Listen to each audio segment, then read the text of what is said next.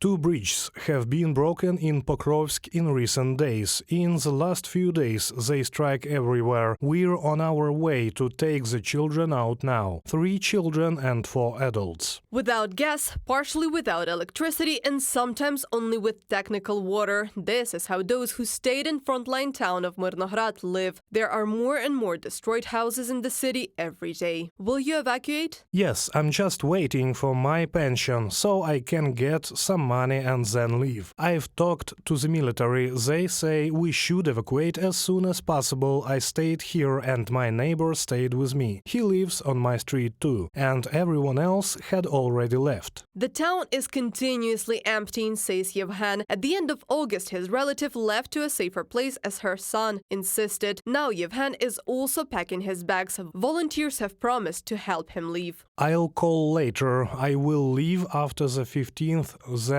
because I want to receive my pension. Olha refused to leave Myrnohrad for a long time. She has lived here for over 40 years and her husband is also buried here. The woman herself has health problems. She can't walk very well, but she decided to save her 2 grandchildren. The older one is 18 years old and the younger is in the 4th grade. I would never leave, but I feel sorry for the kids because there are explosions every day. Olha's daughter also stays in town. She works in a local shop, and if she leaves, it will have to close. So she decided to stay in Myrnohrad as long as possible. But the situation is getting worse every day, the volunteers say. There is practically no communication with the neighboring Pokrovsk village. The bridge is closed and we are now traveling through fields to evacuate people. Families and children, people with disabilities, the elderly, and those with health problems are the first in line for evacuation, police said. If they are not evacuated now, it will be much more difficult to rescue them if the situation worsens. This time, volunteers were given 3 families to evacuate. We will check another family with children who, according to preliminary information, have returned back. And in case this information is confirmed, the children will again be taken out of Myrnohrad together with their parents due to the unsafe situation. Our film crew also experienced how dangerous it is in a town now. During a trip to pick up people, the volunteers' minibus was detected by an enemy drone. This time there were no consequences, but evacuation specialists say they risk their lives every day to get people to safer places. Reported by Anastasia Tarnavska, Natalia Husak, Artem Voronin, UATV News.